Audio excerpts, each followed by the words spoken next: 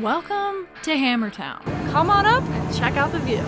And one of the craziest and dirtiest off-road racing and camping events of the year. This is stuck too. Oh my God.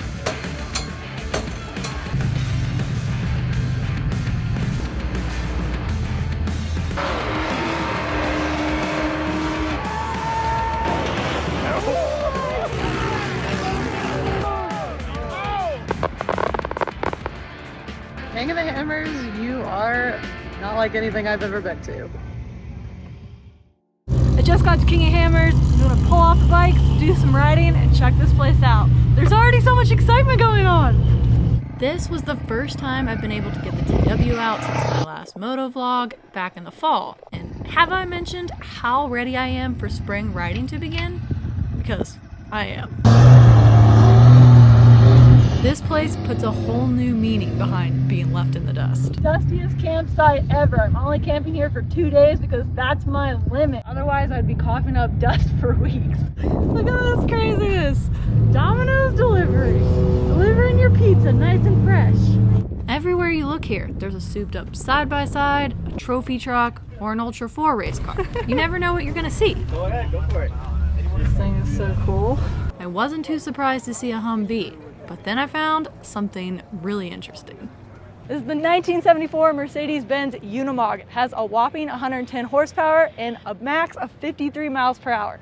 Perfect for the passing lane. This thing is insane. It's on 47-inch tires. It takes my entire body to climb into it. This thing may not be fast, but it's perfect for some camping expeditions. Too bad we can't take it for a spin.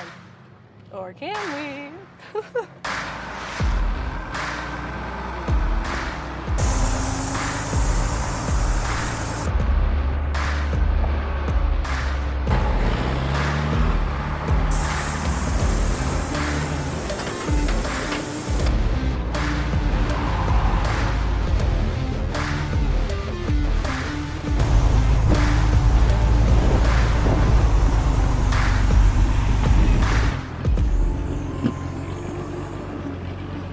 Okay, so Steve, tell me a little bit more about this Unimog we got right here. All right, so our first customer for shock absorbers was Mercedes-Benz in 1955, right? So we thought it'd be a good idea to build something now that celebrated that relationship. We found a 1974 Mercedes-Benz 416 Doka, which means double cab, and did a frame-off restoration. It was on a YouTube channel, kind of like you. There's a lot out there.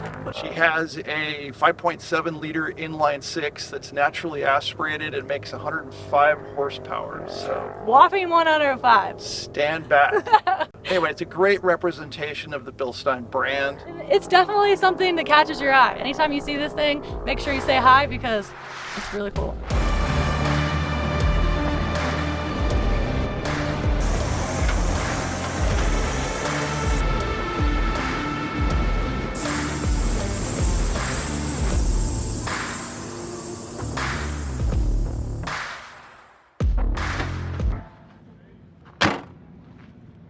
Easy as cake.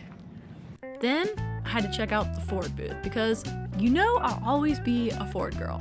And it's funny, this is foreshadowing at its finest. You'll see why later. Then the wind picked up, so my Can-Am ride got canceled. I decided to make the best of it and do some sun tanning instead. I'm really into the Sprinter vans and the roof racks on the top that you can lay out on and enjoy the sun. This is just a very small portion of the camping area. Apparently more than 65,000 people attended the event this year, and a large portion of that camps right here on the dry lake bed. I do recommend camping with a vehicle though that won't get stuck. This is my friend's van. This is stuck too. We got stuck in the sand dunes. And the only thing great about getting stuck in Hammertown is nearly everyone is capable of pulling you out. And after all that was said and done, it was time to head over to Chocolate Thunder, which as you can see includes a mad dash through the dunes and non-existent roads. But this F250, it holds its own. Turn around and you see relentless waves of chaos. I can't say I've ever seen anything like it before. If you've ever wondered what King of the Hammers looks like, this is it. If you build it, they will come. It's off-road madness.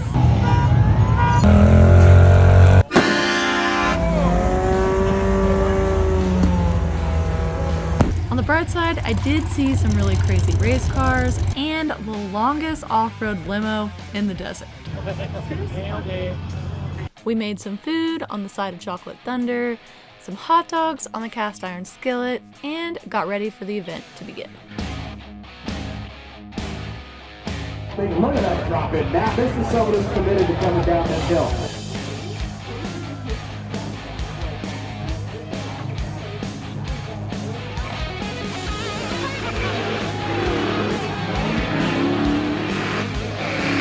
This place gave me serious Mad Max vibes. Have you ever heard of a smudge pot?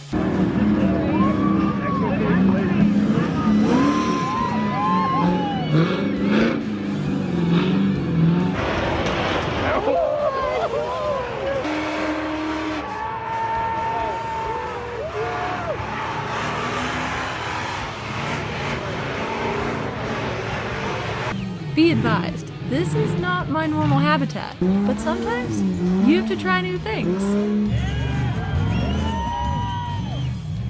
After the event is over, the course opens up to anyone else who wants to drive their own rigs up the treacherous mountain. You should have seen my truck. Just joking. Did I get you?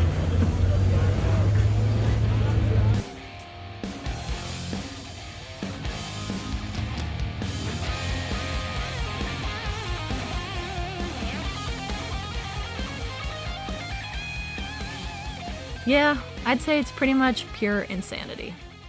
And so is the ride back to Hammertown. Another mad dash through the dusty desert. I'm telling you, I've never gotten this dirty in my entire life. Back at the campsite, decided to play and settle down for the evening.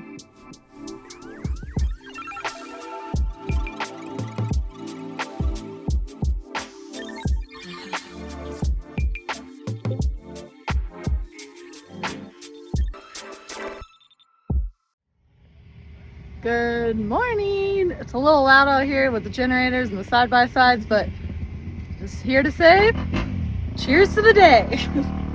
Speak of the devil.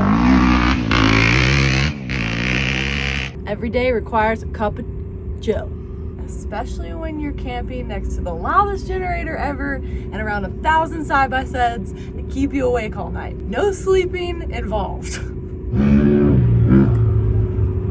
Just using my Bigfoot Reserve coffee to start the day. If you want to try my coffee, make sure you check out drstraight.com so you can start your day out great as well. Let's see what we can get ourselves into.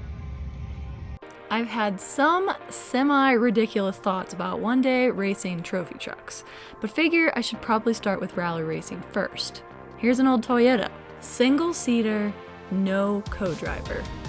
Just some more race cars, some that were part of the main King of the Hammers racing event, and of course I watched part of the race itself from the sidelines though, because the event runs from a start time of 8 a.m. in the morning up until past 10 p.m. at night. And I don't have any words for this. Yeah, more Mad Max vibes. I can't even make it up.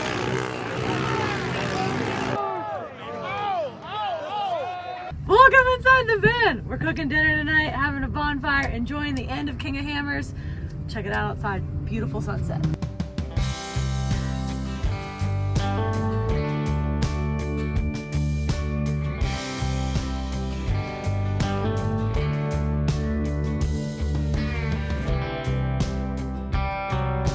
Chocolate Thunder's behind me. It's a different point of view.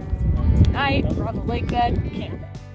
Well, after all the noise, dust, and dirt, it was nice to just relax some, build a campfire, and cook some food. Shish kebabs and sausage and sauerkraut. We also had s'mores, but I ate mine too fast to show you. That one probably needs to turn it again.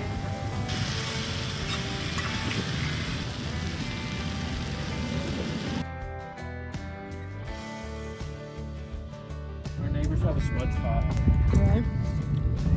Yeah, look at that.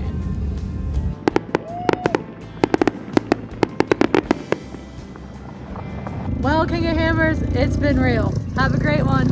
See you next time.